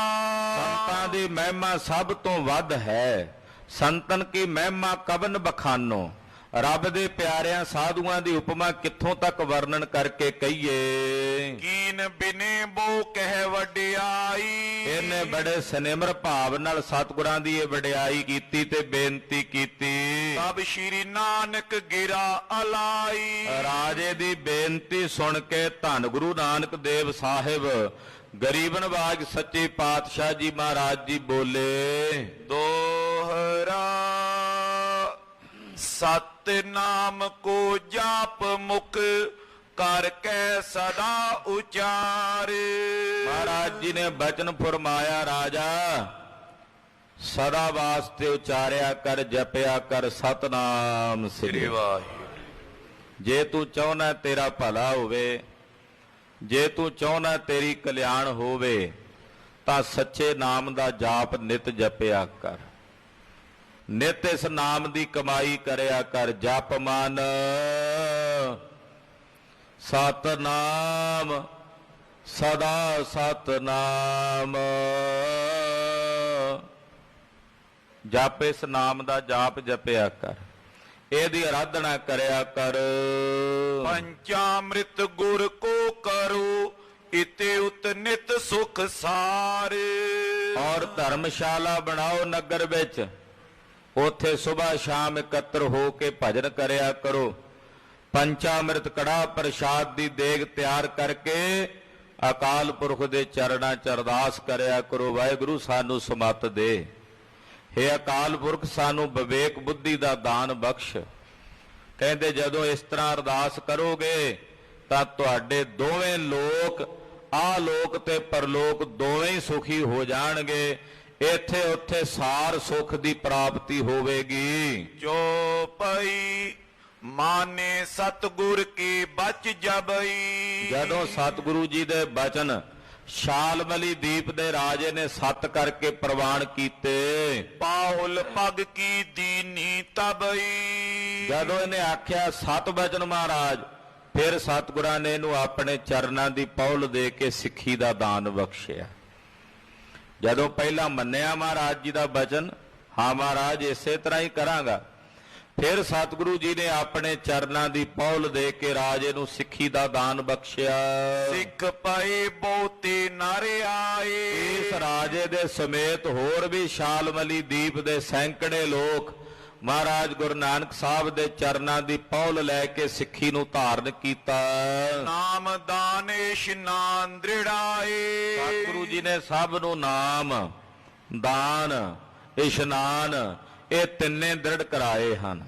ਨਾਮਦਾਨ ਇਸ਼ਨਾਨ, ਨਾਮ ਜਪਣਾ, ਅੰਮ੍ਰਿਤ ਵੇਲੇ ਉੱਠ ਕੇ ਇਸ਼ਨਾਨ ਕਰਨਾ ਔਰ ਦਾਨ ਕਰਨਾ, ਵੰਡ ਕੇ ਛਕਣਾ, ਲੰਗਰ ਚਲਾਉਣੇ, ਇਹ ਗਰੀਬ ਨਵਾਜ ਪਾਤਸ਼ਾਹ ਜੀ ਮਹਾਰਾਜ ਜੀ ਨੇ ਇਹਨਾਂ ਨੂੰ ਦ੍ਰਿੜ ਕਰਾਇਆ ਹੈ। ਕੀਤਕ ਦਿਨ ਗੁਰ ਤਹਾਂ ਗੁਜ਼ਾਰੇ। ਕੁਝ ਦਿਨ ਗਰੀਬ ਨਵਾਜ ਪਾਤਸ਼ਾਹ ਜੀ ਮਹਾਰਾਜ ਜੀ ਨੇ ਇੱਥੇ ਬਤੀਤ ਕੀਤੇ, ਸ਼ਾਲਮਲੀ ਦੀਪ ਤੇ ਰਹੇ। ਤ੍ਰਿਪ ਕੇ ਸਦਨ ਰਹੇ ਦੁਖ ਟਾਰੇ। ਰਾਜੇ ਦੇ ਘਰ ਚ ਮਹਾਰਾਜ ਜੀ ਠਹਿਰੇ, ਪ੍ਰੇਮ ਨਾਲ ਰਾਜੇ ਨੇ ਬੜੀ ਸੇਵਾ ਟਹਿਲ ਸਤਿਗੁਰਾਂ ਦੀ ਕੀਤੀ। ਮਹਾਰਾਜ ਜੀ ਨੇ ਰਾਜੇ ਦੇ ਸਾਰੇ ਹੀ ਦੁੱਖ ਟਾਲ ਦਿੱਤੇ, ਦੂਰ ਕਰ ਦਿੱਤੇ। ਵਿਦਾ ਹੋਏ ਪ੍ਰਭ ਕੀਨ ਪਿਆਨਾ। ਔਰ ਗਰੀਬ ਨਵਾਜ ਪਾਤਸ਼ਾਹ ਜੀ ਮਹਾਰਾਜ ਜੀ ਇਹਦੇ ਕੋਲੋਂ ਵਿਦਾ ਹੋ ਕੇ ਅੱਗੇ ਨੂੰ ਚੱਲੇ। ਜਤਰ ਲੱਚ ਜੋ ਜਨ ਪਰਮਾਨਾ। ਔਰ ਕਹਿੰਦੇ ਸ਼ਾਲਮਲੀ ਦੀਪ ਪਲਖ ਦੀਪ ਨਾਲੋਂ ਵੀ 2 ਗੁਣਾ ਵੱਡਾ ਹੈ। ਦੋਹਰਾ ਸਿੰਧ ਬਾਰਨੀ ਕੋ ਜਹਾਂ ਦੀਪ ਸਰਸ ਬਿਸਥਾਰ। ਕਹਿੰਦੇ ਫਿਰ ਚੱਲ ਕੇ ਆਏ ਨੇ ਪਾਤਸ਼ਾਹ ਉਸ ਸਮੁੰਦਰ ਵਿੱਚ, ਜਿਹੜਾ ਸਮੁੰਦਰ ਸੁਰਾ ਸਮੁੰਦਰ ਦਾ ਮਤਲਬ ਹੁੰਦਾ ਵੀ ਜਿਵੇਂ ਸ਼ਰਾਬ ਦਾ ਰੰਗ ਹੁੰਦਾ ਹੈ, ਸ਼ਰਾਬ ਦੇ ਰੰਗ ਵਰਗਾ ਪਾਣੀ ਹੁੰਦਾ ਸਮੁੰਦਰ ਚ, ਉਹਨੂੰ ਸੁਰਾ ਸਮੁੰਦਰ ਕਹਿ ਦਿੰਦੇ ਹਨ। ਸ਼ਰਾਬ ਦੇ ਰੰਗ ਵਰਗਾ ਸਮੁੰਦਰ, ਉਸ ਸਮੁੰਦਰ ਵਿੱਚ ਮਹਾਰਾਜ ਜੀ ਆਏ। ਲੀਨ ਉਡਾਰੀ ਤਾਂ ਤੇ ਗਏ ਉਦਤ ਕੇ ਪਾਰ। ਉਸ ਸਮੁੰਦਰ ਤੋਂ ਪਾਤਸ਼ਾਹ ਜੀ ਮਹਾਰਾਜ ਜੀ ਨੇ ਉਡਾਰੀ ਲਈ ਔਰ ਉਸ ਸੁਰਾ ਸਮੁੰਦਰ ਨੂੰ ਪਾਰ ਕਰਕੇ ਚਲੇ ਗਏ। ਜੋ ਪਈ ਪਹੁੰਚੇ ਦੀਪ ਉਤੋ ਕੁਛ ਨਾਮੋ। ਸਤਿਗੁਰੂ ਜੀ ਚੱਲ ਕੇ ਤੀਸਰੇ ਦੀਪ ਤੇ ਆਏ ਨੇ। ਇਸ ਤੀਸਰੇ ਦੀਪ ਦਾ ਨਾਮ ਹੈ ਕੁਸ਼ਦੀਪ। ਇਹ ਪੁਰਾਣਕ ਨਾਮ ਨੇ ਦੀਪਾਂ ਦੇ ਗੁਰੂ ਖਾਲਸਾ ਜੀ। ਪੁਰਾਣਾਂ ਵਿੱਚ ਦੀਪ 7 ਦੀਪ ਲਿਖੇ ਜਾਂਦੇ ਹਨ, 9 ਖੰਡ 7 ਦੀਪ। ਤੋ ਤੀਸਰਾ ਦੀਪ ਜਿਹੜਾ ਕੁਸ਼ਦੀਪ ਹੈ, ਮਹਾਰਾਜ ਜੀ ਉੱਥੇ ਆਏ ਹਨ। ਕੁਸ਼ਾ ਬੂਟ ਤਾਮੇ ਅਬਿਰਾਮੋ। ਇੱਥੇ ਕੁਸ਼ਾ ਜਿਹੜੀ ਆ ਉਹ ਵੱਧ ਹੁੰਦੀ, ਜਿਹਨੂੰ ਆਪਾਂ ਦੱਬ ਕਹਿ ਦਿੰਨੇ ਆ, ਇਸ ਕਰਕੇ ਇਸ ਦੀਪ ਦਾ ਨਾਮ ਵੀ ਕੁਸ਼ਦੀਪ ਹੈ। ਜਾਂ ਤੇ ਕੁਸ਼ ਤੈ ਨਾਮ ਕਹੀ ਜੇ। ਕੁਸ਼ਾ ਵੱਧ ਹੋਣ ਕਰਕੇ ਇਸ ਨੂੰ ਕੁਸ਼ਦੀਪ ਕਿਹਾ ਜਾਂਦਾ ਹੈ। ਭੋਗਤ ਸੁਖ ਜੇ ਜੰਬੂ ਕੀ ਜੈ। ਜਿਹੜੇ ਜੰਬੂ ਦੀਪ ਦੇ ਉੱਤੇ ਰਹਿ ਕੇ ਚੰਗੇ ਕਰਮ ਕਰਦੇ ਨੇ, ਉਹਨਾਂ ਨੂੰ ਕੁਸ਼ਾਦੀਪ ਦੇ ਵਿੱਚ ਨਿਵਾਸ ਮਿਲਦਾ ਹੈ। ਬੈਠੇ ਸ਼੍ਰੀ ਪ੍ਰਭਪੁਰ ਮੈਂ ਜਾਏ। ਕੁਸ਼ਦੀਪ ਦਾ ਜਿਹੜਾ ਰਾਜਾ ਜਿਸ ਨਗਰ 'ਚ ਰਹਿੰਦਾ ਸੀ, ਸਤਿਗੁਰੂ ਜੀ ਉਸ ਨਗਰ ਦੇ ਵਿੱਚ ਆ ਕੇ ਬੈਠੇ ਹਨ। ਨਰ ਸਮੀਪ ਆਏ ਸਮੁਦਾਏ। ਕੁਸ਼ਦੀਪ ਦੇ ਜਿਹੜੇ ਨਰ ਸਨ, ਲੋਕ ਸਨ, ਉਹਨਾਂ ਵੇਖਿਆ ਕੋਈ ਮਹਾਤਮਾ ਆਏ ਨੇ ਦੂਸਰੇ ਦੀਪ ਤੋਂ ਚੱਲ ਕੇ, ਮਹਾਰਾਜ ਜੀ ਦੇ ਦਰਸ਼ਨ ਕਰਨ ਵਾਸਤੇ ਚੱਲ ਕੇ ਸਤਿਗੁਰਾਂ ਕੋਲ ਆਏ। ਬਿਸਮਾਏ ਦੇਖੇ ਨਰ ਨਾਰੀ। ਉਹ ਹੈਰਾਨੀ ਨਾਲ ਵੇਖਦੇ ਨੇ ਕਿ ਸਾਡੇ ਦੀਪ ਤੇ ਕਦੇ ਕਿਤੇ ਕੋਈ ਬਾਹਰਲੇ ਦੀਪ ਦਾ ਵਿਅਕਤੀ ਨਹੀਂ ਆਇਆ, ਇਹ ਕਿਵੇਂ ਸਾਡੇ ਤਾਈਂ ਪਹੁੰਚੇ, ਕਿਵੇਂ ਆਏ ਹਨ। ਬੰਦੇ ਪੇਟਾ ਧਰੇ ਅਗਾਰੀ। ਗੁਰੂ ਪਾਤਸ਼ਾਹ ਦੇ ਚਰਨਾਂ ਵਿੱਚ ਬੰਦਨਾ ਕਰਦੇ ਨੇ, ਜਥਾ ਸ਼ਕਤ ਭੇਟਾਵਾਂ ਅਰਪਣ ਕਰਦੇ ਹਨ। ਦੋਹਰਾ ਅਪਰ ਦੀਪ ਕੋ ਸੰਤ ਏ ਸਿੰਧ ਲਗ ਕਰ ਆਏ। ਕਹਿਣ ਲੱਗੇ ਜੀ ਕਿਸੇ ਹੋਰ ਦੀਪ ਦੇ ਇਹ ਕੋਈ ਮਹਾਤਮਾ ਨੇ, ਕੋਈ ਸੰਤ ਨੇ, ਜਿਹੜੇ ਸਮੁੰਦਰ ਨੂੰ ਲੰਘ ਕੇ ਇੱਥੇ ਤੱਕ ਆ ਗਏ। ਅੱਜ ਤੋਂ ਪਹਿਲਾਂ ਕਿਸੇ ਹੋਰ ਦੀਪ ਤੋਂ ਕੋਈ ਮਹਾਂਪੁਰਸ਼ ਮਹਾਤਮਾ, ਕੋਈ ਵਿਅਕਤੀ ਸਾਡੇ ਦੀਪ ਤੱਕ ਨਹੀਂ ਪੁੱਜਾ। ਅਚਰਜ ਮਨ ਮੈਂ ਮਾਨ ਕੇ ਆਨ ਲਗੇ ਸਭ ਪਾਏ। ਇਹ ਅਚਰਜ ਮੰਨ ਕੇ ਕੁਸ਼ਦੀਪ ਦੇ ਜਿਹੜੇ ਲੋਕ ਸਨ, ਇਹ ਚੱਲ ਕੇ ਮਹਾਰਾਜ ਜੀ ਦੇ ਚਰਨੀ ਆਣ ਪਏ। ਮਹਾਰਾਜ ਜੀ ਦੇ ਚਰਨਾਂ ਤੇ ਅਚਰਜਤਾ ਤੇ ਵਿਸਮਾਦਮਈ ਰੰਗ ਵਿੱਚ ਰੰਗੇ ਹੋਏ ਮੱਥਾ ਟੇਕਦੇ ਨੇ। ਚੋਪਈ ਕਲਾਵਾਨ ਸਮਰੱਥ ਮੁਕੰਦਾ। ਮਹਾਰਾਜ ਜੀ ਨੂੰ ਕਲਾਵਾਨ ਤੇ ਸਮਰੱਥ ਤੇ ਮੁਕਤੀ ਦਾਤਾ ਕਰਕੇ ਵੇਖਦੇ ਹਨ। ਸੰਤ ਰੂਪ ਸਭ ਦੁੱਖ ਨਿਕੰਦਾ। ਸੰਤ ਰੂਪ ਨੇ ਇਹਨਾਂ ਦੀ ਸ਼ਰਨ ਚ ਪਿਆ ਸਾਰੇ ਦੁੱਖ ਦੂਰ ਹੁੰਦੇ ਹਨ। ਸੰਤ ਮਹਾਂਪੁਰਸ਼ਾਂ ਦੀ ਸ਼ਰਨ ਚ ਜਾਇਆ ਦੁੱਖਾਂ ਦੀ ਨਿਵਰਤੀ ਹੁੰਦੀ ਹੈ। ਐਸੇ ਜਾਣ ਸੁਨੇ ਉਪਦੇਸ਼ੂ। ਇਸ ਤਰ੍ਹਾਂ ਜਾਣ ਕੇ ਸਤਿਗੁਰਾਂ ਦਾ ਪਾਵਨ ਉਪਦੇਸ਼ ਸੁਣਦੇ ਹਨ। ਹਰ ਦਰਸ਼ਨ ਪੀ ਭਗਤ ਪ੍ਰਵੇਸ਼ੂ। ਔਰ ਮਹਾਰਾਜ ਜੀ ਦੇ ਦਰਸ਼ਨ ਕਰਕੇ ਇਹਨਾਂ ਦੇ ਹਿਰਦਿਆਂ 'ਚ ਭਗਤੀ ਦਾ ਪ੍ਰਵੇਸ਼ ਹੋਇਆ। ਸ੍ਰੀ ਗੁਰ 300 ਬਚਨ ਸੁਨਾਵੇ। ਸਤਿਗੁਰੂ ਗੁਰੂ ਨਾਨਕ ਸਾਹਿਬ ਜੀ ਇਹਨਾਂ ਨੂੰ ਆਪਣੇ ਪਾਵਨ ਅੰਮ੍ਰਿਤ ਬਚਨ ਸਰਵਣ ਕਰਾਉਂਦੇ ਹਨ। ਸਤਨਾਮ ਤੇ ਗਤ ਹੋਏ ਜਾਵੇ। ਆਖਿਆ ਭਾਈ ਸੱਚੇ ਨਾਮ ਦੇ ਜਾਪ ਜਪਿਆਂ ਹੀ ਮੁਕਤੀ ਹੋਣੀ ਹੈ। ਬੰਦ ਖਲਾਸੀ, ਜਨਮ ਮਰਨ ਤੋਂ ਮੁਕਤੀ, 84 ਲੱਖ ਜੂਨੀਆਂ ਦੇ ਗੇੜੇ ਤੋਂ ਮੁਕਤੀ ਉਹ ਕੇਵਲ ਸੱਚੇ ਨਾਮ ਦੇ ਜਾਪ ਦੁਆਰਾ ਹੋਣੀ ਹੈ। ਸੰਤਨ ਸੇਵਾ ਉਰ ਮੈਂ ਧਾਰੂ। ਔਰ ਸੰਤ ਜਨਾਂ ਦੀ ਸੇਵਾ ਕਰਨੀ, ਹਿਰਦੇ 'ਚ ਵਸਾ ਕੇ ਉਹਨਾਂ ਦੇ ਚਰਨ। ਸੰਤ ਜਨਾਂ ਦੀ ਸੇਵਾ ਟਹਿਲ ਕਰਨੀ ਹੈ। ਭੋਗ ਲਾਲ ਸਾਰੇ ਦੇ ਬਿਸਾਰੋ। ਸੰਸਾਰ ਦੇ ਪਦਾਰਥਾਂ ਦੇ ਭੋਗਾਂ ਦੀ ਲਾਲਸਾ ਆਪਣੇ ਹਿਰਦੇ 'ਚੋਂ ਵਿਸਾਰ ਦਿਓ, ਤਿਆਗ ਦਿਓ। ਪੂਰਬ ਪੁੰਨ ਬਾਦ ਨੇ ਖੋ। ਔਰ ਤੁਹਾਡੇ ਪੂਰਬਲੇ ਜਨਮਾਂ ਦੇ ਕੋਈ ਪੁੰਨ ਕਰਮ ਨੇ ਕਿ ਤੁਹਾਨੂੰ ਸੁਖ ਪ੍ਰਾਪਤ ਨੇ। ਆਪਣੇ ਉਹਨਾਂ ਪੁੰਨ ਕਰਮਾਂ ਦਾ ਜਿਹੜਾ ਫਲ ਹੈ ਉਹਨੂੰ ਵਿਅਰਥ ਨਾ ਗਵਾਓ, ਉਹਨੂੰ ਅਜਾਈ ਨਾ ਗਵਾਓ। ਪਰਮ ਪਦੰਗ ਅਧਿਕਾਰੀ ਹੋਵੋ।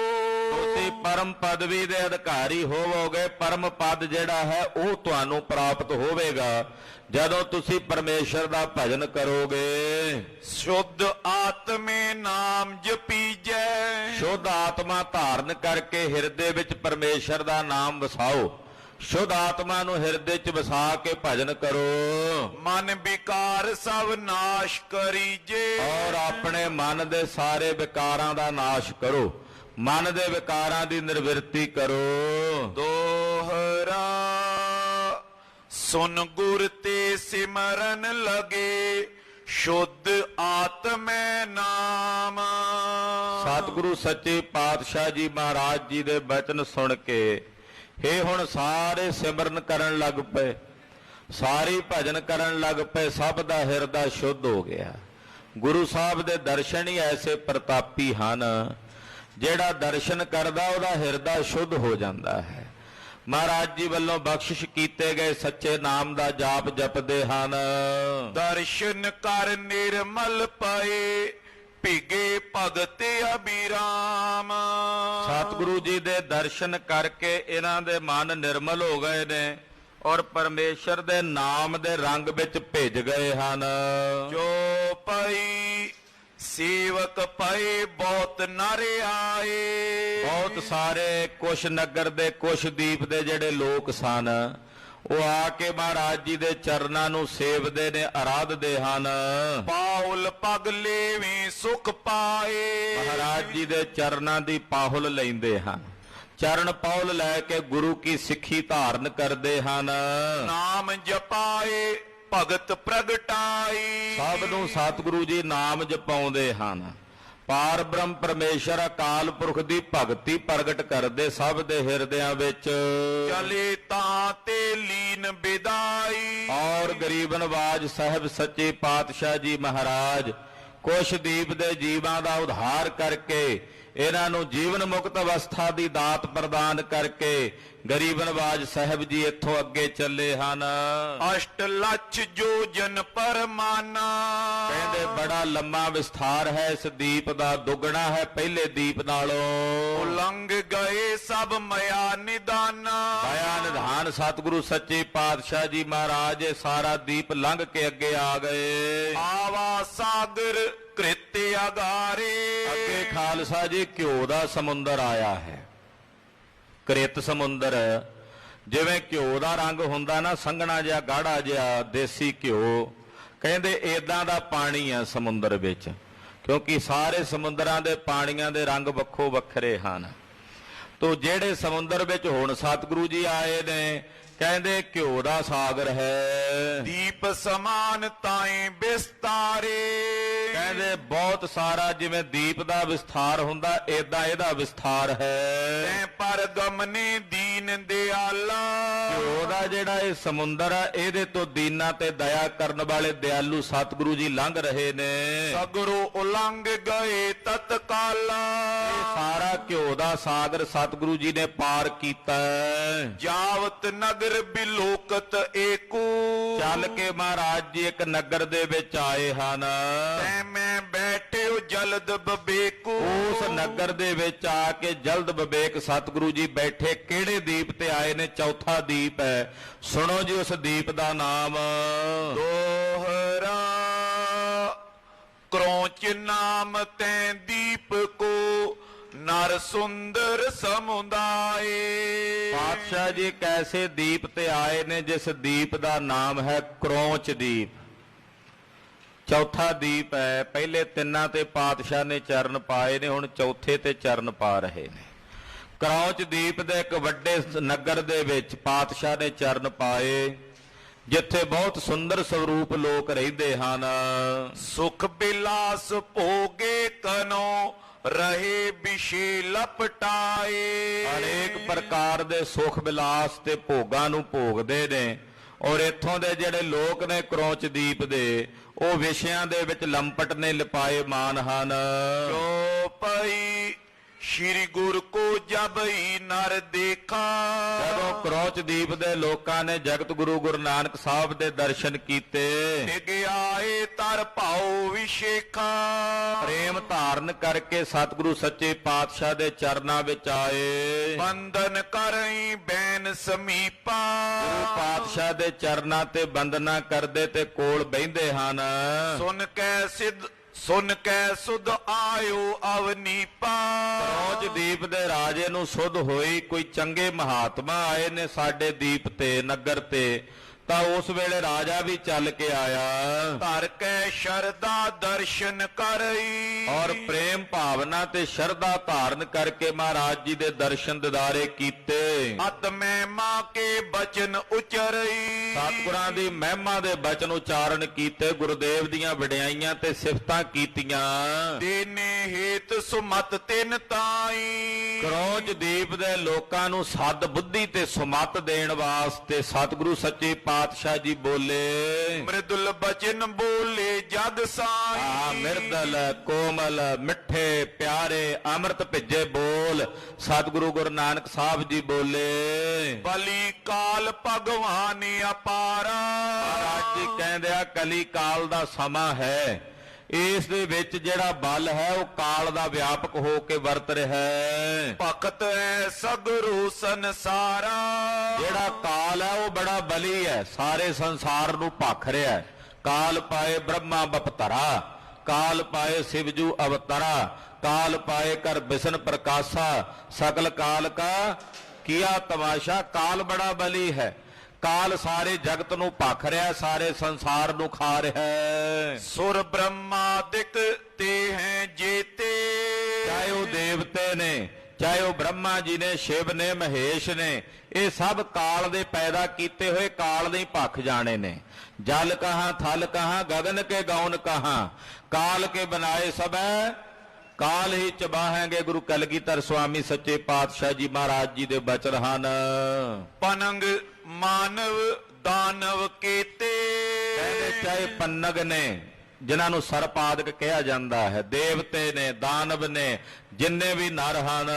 ਅਪਰ ਸਮਰੱਥ ਸਰਬ ਵਿਦ ਜੋ, ਜਿਹੜੇ ਹੋਰ ਵੀ ਆਪਣੇ ਆਪ ਨੂੰ ਸਮਰੱਥ ਕਹਾਉਂਦੇ ਐ, ਜਿਹੜੇ ਕਹਿੰਦੇ ਅਸੀਂ ਬੜੇ ਬਲੀ ਹਾਂ, ਸਾਡਾ ਨਹੀਂ ਕੁਝ ਵਿਗਾੜ ਸਕਦਾ ਕੋਈ, ਇਹੋ ਜਿਹੇ ਜਿਹੜੇ ਆਪਣੇ ਆਪ ਨੂੰ ਬਲੀ ਤੇ ਸਮਰੱਥ ਕਹਾਉਂਦੇ ਨੇ। ਤੈਂ ਕੇ ਆਗੇ ਛੁਟੈ ਨ ਕੋ, ਕਹਿੰਦੇ ਕਾਲ ਇੰਨਾ ਬਲੀ ਹੈ ਰਾਜਾ ਕਿ ਵੱਡੇ ਵੱਡੇ ਬਲਵਾਨ ਵੀ ਉਹਦੇ ਅੱਗੇ ਹੱਥ ਜੋੜ ਕੇ ਕਮਜ਼ੋਰ ਤੇ ਅਸਹਾਏ ਜਿਹੇ ਹੋ ਕੇ ਖਲੋਤੇ ਹੁੰਦੇ ਹਨ। ਦੂੜਾ ਆਇਓ ਜਮਹਿ ਤਣਾ, ਕਹਿੰਦੇ ਐਡਾ ਬਲਵਾਨ ਹੈ ਕਿ ਉਹਦੇ ਸਾਹਮਣੇ ਵੱਡੇ ਤੋਂ ਵੱਡੇ ਬਲਵਾਨ ਕਰਨ ਵਰਗੇ ਵੀ ਹੱਥ ਜੋੜ ਕੇ ਖਲੋਤੇ, ਨਿਮਾਣੇ ਹੋਏ ਖਲੋਤੇ ਹਨ। ਜਿਉਂ ਦਾਨੇ ਕੋ ਚਾਬਤ ਚਾਕੀ, ਕਹਿੰਦੇ ਜਿਵੇਂ ਚੱਕੀ ਨਹੀਂ ਦਾਣੇ ਨੂੰ ਚਿੱਥ ਦਿੰਦੀ, ਜਦੋਂ ਚੱਕੀ ਦੇ ਪੁੜ ਚੱਲਦੇ ਐ, ਜਿਹੜਾ ਦਾਣਾ ਚੱਕੀ ਦੇ ਪੁੜ ਥੱਲੇ ਆ ਜਾਏ ਉਹਨੂੰ ਧਰੜ ਕੇ ਰੱਖ ਦਿੰਦੀ ਐ। ਤਿਉ ਨਾ ਬਚੇ ਕੋ ਅਗਾਰੀ ਵਾਕੀ, ਇਸੇ ਤਰ੍ਹਾਂ ਜਿਹੜਾ ਕਾਲਾ ਇੰਨਾ ਬਲੀ ਐ, ਇਹਦੇ ਸਾਹਮਣੇ ਕੋਈ ਨਹੀਂ ਬਚਦਾ। ਜਿਹੜਾ ਇਹਦੇ ਸਾਹਮਣੇ ਆ ਜੇ ਉਹਨੂੰ ਦਲ ਕੇ ਰੱਖ ਦਿੰਦਾ। ਇਹੋ ਜਿਹਾ ਬਲਵਾਨ ਹੈ ਕਾਲ। ਪੈ ਕਰ ਸ਼ਰਨ ਗੋ ਤੁਮ ਤਾਂ ਕੀ, ਇਸ ਕਰਕੇ ਭਾਈ ਉਸ ਅਕਾਲ ਪੁਰਖ ਵਾਹਿਗੁਰੂ ਪਰਮੇਸ਼ਰ ਦੀ ਸ਼ਰਨ ਗ੍ਰਹਿਣ ਕਰੋ, ਕਿਉਂਕਿ ਕਾਲ ਸਭ ਨੂੰ ਭਖ ਜਾਂਦਾ ਹੈ, ਪਰ ਇਸ ਕਾਲ ਤੋਂ ਰਹਿਤ, ਕਾਲ ਦਾ ਵੀ ਕਾਲ, ਜਿਹੜਾ ਕਾਲ ਨੂੰ ਵੀ ਭਖ ਜਾਵੇ, ਉਹਨੂੰ ਗੁਰੂ ਕਲਗੀਧਰ ਸਵਾਮੀ ਨੇ ਮਹਾਕਾਲ ਲਿਖਿਆ। ਕਾਲ ਸਭ ਨੂੰ ਖਾ ਜਾਂਦਾ ਨਾ, ਜਿਹੜਾ ਕਾਲ ਨੂੰ ਵੀ ਖਾ ਜੇ ਉਹ ਕੌਣ ਹੈ? ਉਹ ਫਿਰ ਅਕਾਲ ਪੁਰਖ ਹੀ ਹੋਵੇਗਾ ਨਾ। ਕਾਲ ਨੂੰ ਵੀ ਖਾ ਜਾਵੇ, ਕਾਲ ਦਾ ਵੀ ਕਾਲ, ਉਹਨੂੰ ਕਹਿੰਦੇ ਨੇ ਮਹਾਕਾਲ। ਚੌਪਈ ਸਾਹਿਬ ਦੀ ਜਿੱਥੇ ਆਰੰਭਤਾ ਹੁੰਦੀ ਆ ਦਸਮ ਬਾਣੀ ਵਿੱਚ, ਅਖੀਰਲਾ ਚਰਿੱਤਰ ਪਾਤਸ਼ਾਹ ਲਿਖਦੇ ਆ ਮਹਾਕਾਲ ਦਾ, ਉਥੇ ਕਲਗੀਧਰ ਪਾਤਸ਼ਾਹ ਦੇ ਬਚਨ ਨੇ, महाकाल की जे शरण परे सो लय बचाए, और ना उपजा दूसर जग पछो सब बनाए। वो महाकाल, काल दा भी काल, अकाल पुरख महाराज जी कहते ओदी शरण पवो भाई, उस अकाल पुरख वाहिगुरु परमेश्वर दी शरण नूं ग्रहण करो। समता कर न सके को जाकी, कहते उस अकाल पुरख दी समता बराबरी कोई नहीं कर सकता, ਉਹਦੇ ਬਰਾਬਰ ਤੁਲ ਕੋਈ ਦੂਸਰਾ ਨਹੀਂ। ਜਿਉਂ ਕੀਲੀ ਟਿਗ ਰਹੇ ਜੋ ਦਾਨੋ, ਕਹਿੰਦੇ ਚੱਕੀ ਸਭ ਦਾਣਿਆਂ ਨੂੰ ਦਲ ਦਿੰਦੀ ਹੈ, ਪਰ ਜਿਹੜਾ ਦਾਣਾ ਕਿੱਲੀ ਦੇ ਨਾਲ ਲੱਗਾ ਰਹਿੰਦਾ ਹੈ, ਕਿੱਲੀ ਦੇ ਨਾਲ, ਕਿਉਂਕਿ ਪੁਰਾਣੀਆਂ ਚੱਕੀਆਂ ਵੇਖੀਆਂ ਹਨ, ਦੋ ਪੁੜ ਹੁੰਦੇ, ਵਿੱਚ ਇੱਕ ਕਿੱਲੀ ਹੁੰਦੀ ਜਿਹਦੇ ਚ ਮੁੱਠੀ ਭਰ ਕੇ ਦਾਣੇ ਪਾਏ ਜਾਂਦੇ। ਜਿਹੜਾ ਦਾਣਾ ਕਿੱਲੀ ਦੇ ਨਾਲ ਲੱਗਾ ਰਹਿ ਜਾਏ, ਉਬਰੇ ਸੋ ਉਰ ਲਿਓ ਪਛਾਨੋ, ਉਹ ਬਚਦਾ ਪੁੜਾਂ ਦੇ ਵਿੱਚ, ਨਹੀਂ ਤਾਂ ਸਭ ਪੀਸੇ ਜਾਂਦੇ ਨੇ। ਇਹ ਚੱਕੀ ਦੇ ਪੁੜ ਪੇ ਚੱਲਦੇ ਆ ਰਾਜਾ, ਸਭ ਦਲੇ ਮਲੇ ਜਾਣਗੇ।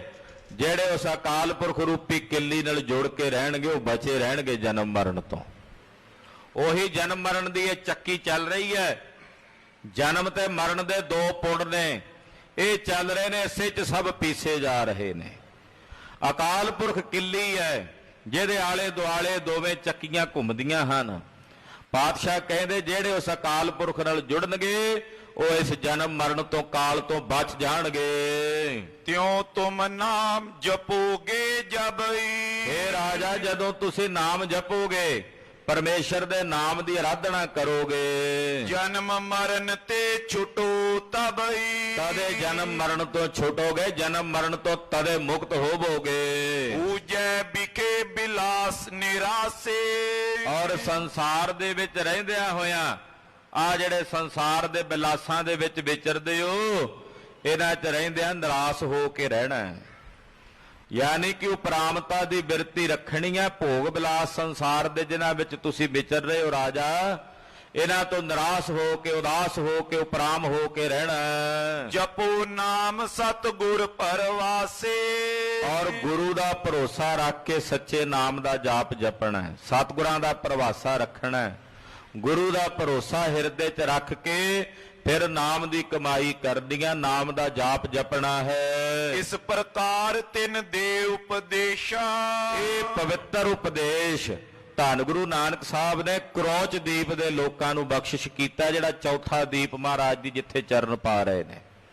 ਇਹ ਪਾਵਨ ਉਪਦੇਸ਼ ਇਹਨਾਂ ਸਾਰੇ ਜੀਵਾਂ ਨੂੰ ਪਾਤਸ਼ਾਹ ਨੇ ਪ੍ਰਦਾਨ ਕੀਤਾ, ਬਖਸ਼ਿਆ। ਏਤਕ ਦਿਵਸ ਬਸੇ ਜਗਤੇਸ਼ਾ, ਜਗਤ ਦੇ ਈਸ਼ਵਰ ਗਰੀਬ ਨਵਾਜ ਪਾਤਸ਼ਾਹ ਜੀ ਕੁਝ ਦਿਨ ਇਸੇ ਕਰੋਚ ਦੀਪ ਤੇ ਰਹੇ। ਧਰਮਸ਼ਾਲਾ ਦੀ ਸਥਾਪਨਾ ਹੋਈ, ਉੱਥੇ ਸਵੇਰ ਸ਼ਾਮ ਦੇ ਨਿਤਨੇਮ ਦੀ ਮਰਿਆਦਾ ਗੁਰਦੇਵ ਨੇ ਆਪ ਬੰਨੀ। ਰਾਜੇ ਸਮੇਤ ਸਾਰੀ ਪ੍ਰਜਾ ਉੱਥੇ ਆਉਂਦੀ, ਗੁਰੂ ਕੇ ਚਰਨਾਂ ਦੀ ਸਿੱਖੀ ਧਾਰਨ ਕਰਦੇ। ਲੰਗਰ ਚਲਾਏ ਨੇ ਗਰੀਬ ਨਵਾਜ ਜੀ ਦੇ ਹੁਕਮ ਦੇ ਨਾਲ ਰਾਜੇ ਨੇ। ਸਤ ਸੰਗਤ ਕੀ ਰੀਤ ਚਲਾਈ, ਸੁਬਹ ਸ਼ਾਮ ਦੋਵੇਂ ਵੇਲੇ ਸਤ ਸੰਗਤ ਦੀ ਮਰਿਆਦਾ ਚਲਾਈ ਹੈ।